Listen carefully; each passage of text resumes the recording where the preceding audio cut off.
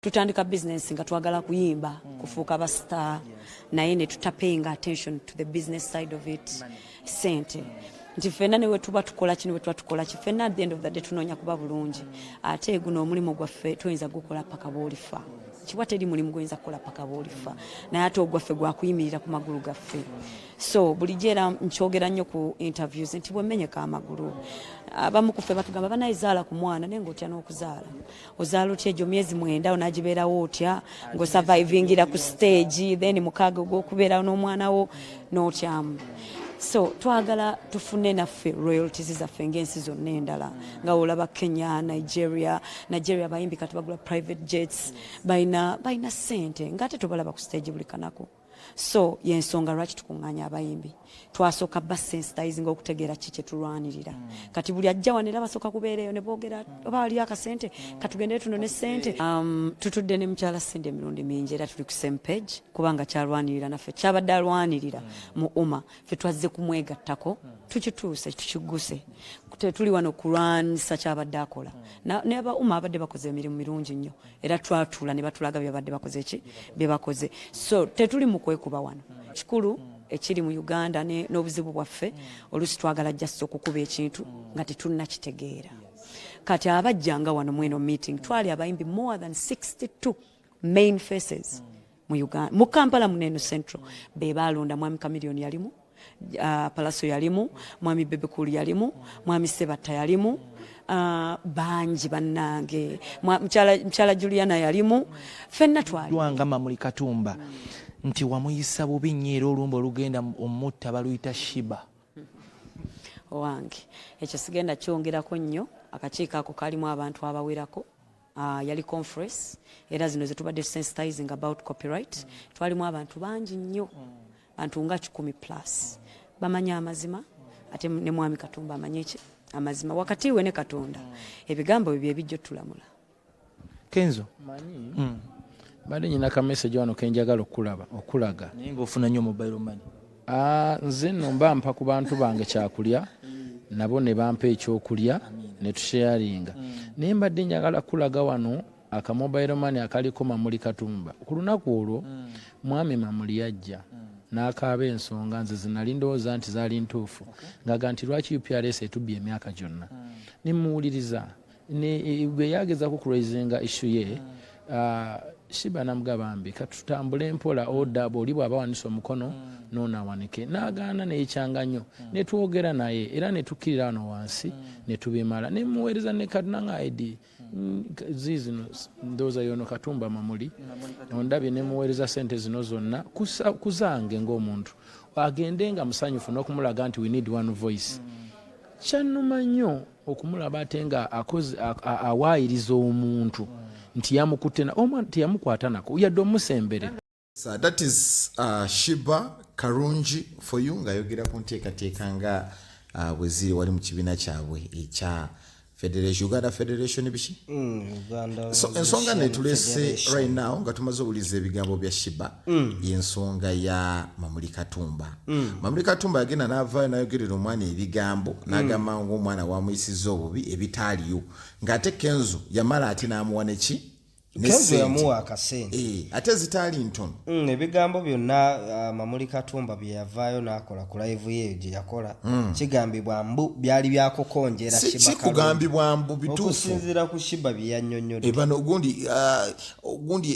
yasala omugambo. Yatoka omukomo abasajja abakulu bakyawa. Mamuli Katumba why do you kuwayiriza Sheebah? So gundi yagamba nti Mamuli Katumba yasasuddwa. Ngani amusasudde? Abataagaliza federation. Ani? Anti kakati tetuyinza kumanya. Nebo bagamba nti abaagala tabula federation mubalaka be basasudde omusajja omukulu oyo najja asaleesala omugambo okwongera chaos. Mamuli Katumba ndaba basobola ozimuwa n'azitwala kuba ategeka obuvuluvu. Ye mukozi wa ssente. Kuba ye Kenzo akakasa bulungi nnyo nti Mamuli Katumba yamwokyayo ak'okumuwooyawooya kuba abamu ku be basinga okwetaaga bebo bagundi ba delegates abanene mu music industry abaluddemu so babeetaagira ddala ensonga lwaki Kenzo yamuwooyawooya naye omukulu bwe yadda eri yadda mu kusala mugambo naye Sheebah akolimye agambye tagenda kukkiriza kamanyiro ka Mamuli Katumba naye no bano abasajja abakulu wootabakolimiramu kati omulaba yenna akuze awayiriza mwana muto amuttira future ye omwana alina bingi ebyokubala mbu naye Sheebah lwakuba siteyalaika teyagira Sheebah ono era abaana babadde ku mikutu gimugatta bantu nga babadde bakakasa bulungi nti Sheebah tebijja mukwata kuba oli yakolimidde Sheebah okitegeera okiba nti yakolimidde Sheebah tebikola ki tebimukwatako nenga ezentalo ezimu ze tubadde tusuubira mu kintu kino ate nga n'endala nnyingi zica ono ye mutuufu eyabadde alina okukola olutalo luno olutalo yabadde alufunamu ki kiba bagamba Abaganda tulina nnyo egundi Katunguno Mamuli Katumba be bakyankalanya buli kimu bonna abali ku kigundi Baganda gonde Kenzo muganda wa ali Kenzo ye musuuza ate musuuza muganda musuuza yeddira ki oba yeddira ayina omuziro gwa oba nnyonyi oba biki ayina omuziro gwo gwe yeewa abavandimwe bafune ssebe ebikawa kufuna ava ku abasinga beddira nte abalala nnyonyi nyegundi bwe batyo naye bannange obuvuyo buno Mamuli Katumba buno oli ku live okoze live otattanya erinnya ly'omwana otandika mbu wendeka abaana bange ate bandibadde bange andi yabazaala ate kwejo emyaka bwoba okyakaabira abaana emyaka nno alebera abaana ebisinga omuntu aba yateekateeka Sheebah yakusegwa ebirwadde bwafuna dde ebirwadde byo wayise emyaka 10 ng'otugamba oli mulwadde Sheebah abagenza kuttirawo so muzeeyi Mamuli alina okulabika nti akakkana bw'aba asazeewo kulya kasente ka federation saawa zino yandibadde mugonvu nnyo kuba kati tulaba amatu mangi ngali envu saawa zino tulaba abantu bali mu federation yenu nga munnaye teboogera nakwogera bo nga balinze mulyo gundi gyali wamuwuliddeko ng'ayogera aliwo muzeeyi tayinza vaamu kigambo kyonna kuba n'ekigambo kye oyinza otegeera nti mmesa akimwani naye akimanyi gweobadde okimanyi nti gundi mwali Juliana obadde okimanyi nti waliwo n'ogundi omulangira Suuna mwebali bali omwo bonna David Lutalo okitegedde bafana oba yalabikawa kuba n'eŋŋume weenyokedde yabannamawulire olaba ne gravity tayogera kuuna asazeewo zirya yayogedde yagambye talabangako muntu akwata nsimbi bulungi nga Bebe Cool mbwe ekifo kye bamuwadde era omulaba okwogera kwe mbwe abantu abalonze Bebe Cool balabidde ddala ekifo ekimusaana kubeera ng'akola atya nga balabika nti bakola batya bamuwa ekifo ekigaba ensimbi ate no Bebe Bantan yezira alina tuni mbwe abalina tuni abalinawo kuhiitiwa nalina enkwata gy'abakwatamu naye mbwe abatalina tuni si bamativu lwaki mbwe asooka abakunya ebigambo bingi baba nga abali mu interrogation bangambye buli omu bamusimbula 5 zate baagala ki buli bwe bagenda mu meeting si lunaku mu buli meeting lwetuula okumanya bituufu omanyi balina hotel gye balikaawo n'emmere nnungi hotel eri mutundu kuba bannamawulire abagenzeeyo lwali lunaku lwaggulu wano we balwanidde babawadde emitwalo 6 buli omu naye bagambye waliwo munnamawulire gwe bawadde ssente okugabira abanne yalidde ssente akola ku sipaaka ani oyo akola ku sipaaka sigenda mwogera linnya naye gw'omuze agula naye oli waliyo sho ya Rema sho yasooka mutegedde oyo mu luvu yalya ssente z'abaana muzeeyi mu luvu nnyo oyo kasajja kaluvu olina omwana wa myaka 25 ng'otandika kuvuganya ssente z'abaana oyo ye kukya ssente mukulu kulupya ali abo kuba abaana bawandise nti buli mwana alina ofuna emitwalo 2 abawaddeko 6 ate ng'amala kunnyonnyola ate gw'ovaawa ng'oyambadde bubi ng'okoze eki sikeekaza abaana ku masomero oshageera so bannamawulire kati be babulayo okukolayo ekibiina kyabwe neno ne bannamawulire nabo kuba tulaba wujja talina kyabayambi bali muli bankayana ntalo naye baagira bamitinga pulezidenti wano babawaayo buli munnamawulire yaliyo bamuwayo emitwalo 5 5 kakati ojjukira ekyali egundi ekyambogo eyo yali retreat oba eyo yali retreat babasomesa simanyi butya bwe balina okweyisa nga bannamawulire awo baali baagala basigamu gundi baleme kubeera bwerufu mu kugira amawulire anti otafira omumanyi yagamba muli wano nno musaba ennaku ebaluma muwoza musaba mulina emitima emirungi mugenda mu ggulu katonda tayagala baavu era tufenaffe tugenda beera eri mu ggulu nga tweyagala naseka mbu bagenda beera ku nsi nga bazeeyagaliramu ne mu ggulu nno sente ewunza kyova olaba sente katonda bwe yali agitonda yagyekulubeeseza nnyo ne ku sitaani oyo ewunza abantu ng'okimanyi nti omuntu bw'afuna sente atuuka n'ekiseera ekirowooza nti katonda taliiyo atuuka n'ekiseera n'alowooza nti asobola tewalaba omuyimbi Kanye West ewalinga yakwata bayibuli ewalinga Jesus ng'ateekawo Kanye West said sente nzibuzibu abayimbi right now bali mutundwe hotel ya Sale Musale era ebintu bino byonna ebigenda mu maaso omukulu Sale Musale yabirimu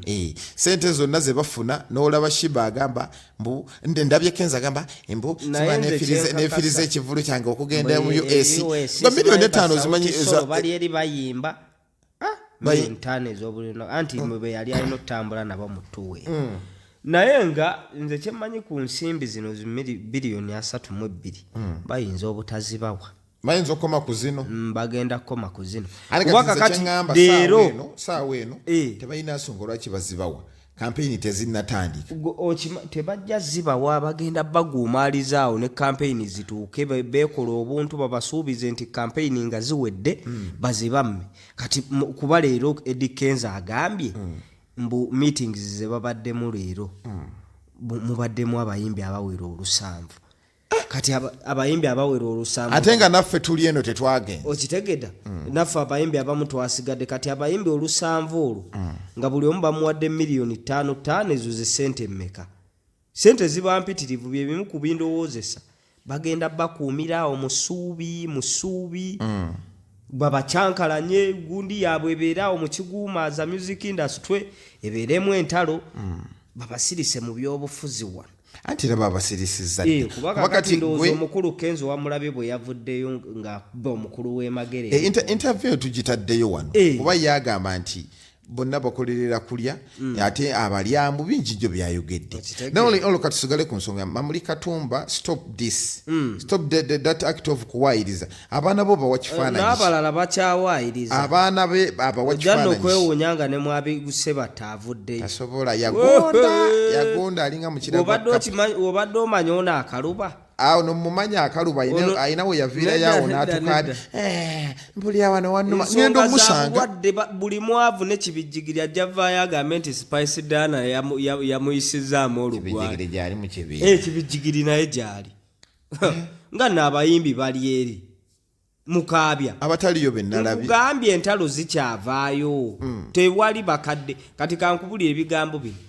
abakadde tebasobola wangala n'abavubuka mu kifo kyekimu n'osuubirawo emirembe bali baba bantondo saawa bina bano bwana bubabigulira amabina kakati ono ebigundi byabyo okitegeera kakati ate no gundi mukaabya amaddu alina maanyi ajja kukola ensobi akone ku kabina ka Spice Dana Spice anyiga amugonda oluyi okitege ate mulabe entale ezo lutabani lwa mukaabya lukoya mukaabya ebintu by'ekisiro lukoze mukaabya obusoloso lumusiba empegegede z'enviiri zima bagiyita sompyo nino mwakaviri bakayita sompyo nino lekeraawo okukola taatawo ebintu naye banaye bw'ozaala nno omwana agenda okufuula ne mutabani we mulaba obupale bw'ayambala bw'alinga bw'atemedde ku biti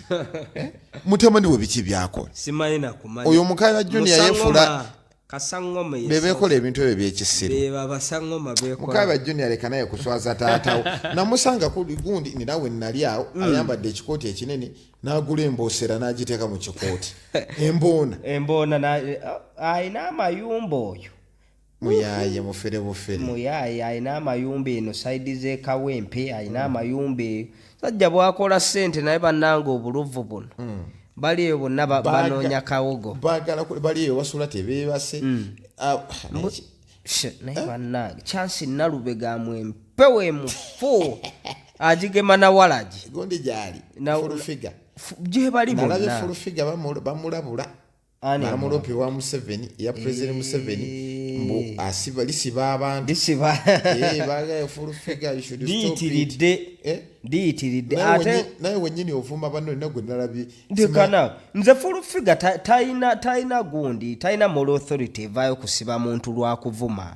mbona avuma teri wano mu Uganda asinga full figure kukola busobozi waba yagalo siba banne aina copyright ko kuvuma okitegedde navuma nganga abalala tebavuma mbwe bivumo byange yawamba ate nalweiso yamulabula afande yamulabula naye akyagize bajja dikwata muri full figure ku 0754 oba 078894 banaffe aba Shafik Property Services basangibwa wali mutundwe kisigula ku luguudo lwe Bunamwaya era nga osobola osanga estate zaabwe ezo wali MPG Kabasanda futi 25 kwa 5 milioni 2 futi 5 ku 10 bakwera ku milioni 4 ate n'ensawo za sementi ttaano ez'entandikwa nga weeyagalira ddala gwe bakubire ku namba y'essimu weeri awo tena oyagala okubeera nga olanga naffe nyiga ku 0707 7715 0707 0715 mole manji weegali wano atulita story ya Farida Nakazibwe yatabukidde Diamond Platnumz era nga ali tiimu Zari anytime from now wekumire ku mukutu guno subscribe nga liking ati share